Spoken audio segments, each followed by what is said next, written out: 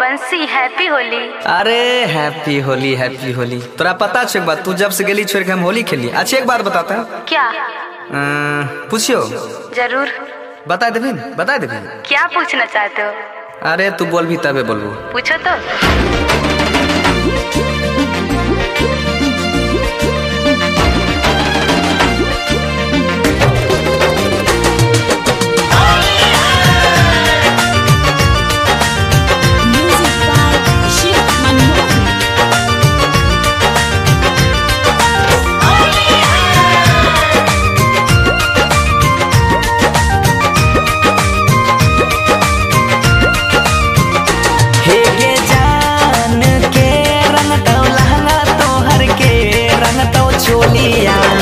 के कारा से खेला में तू होलिया गे जान, हे गई जान के रंग तो लहंगा तो हर के रंग तो चोलिया।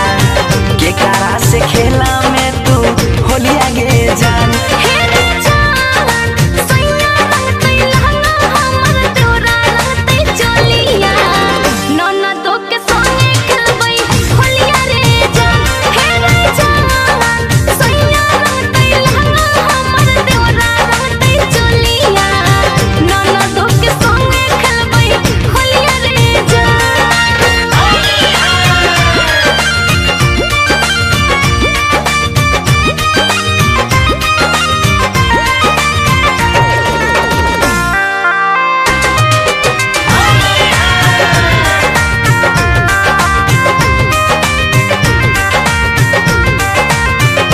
हे गई जान कौन रंग यो वीर रहतो, कौन रंग के सरिया।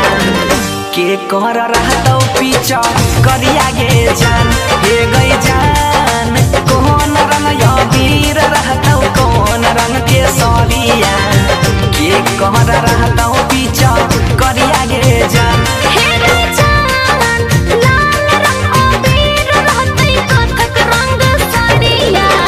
सैया जी के रहतई पीछ करिया रे जान, हे रे जान लाल रंग अबीर रहतई कथक रंग साड़िया।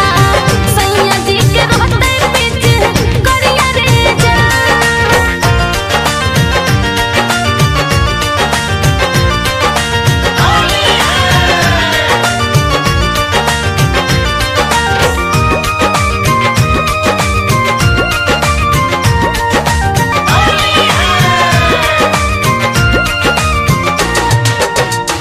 हे गई जान कौन तेल में पुआ, छक में कौन तेल में पूरिया।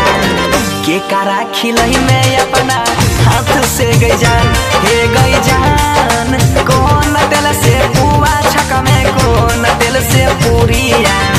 के कारा खिलई में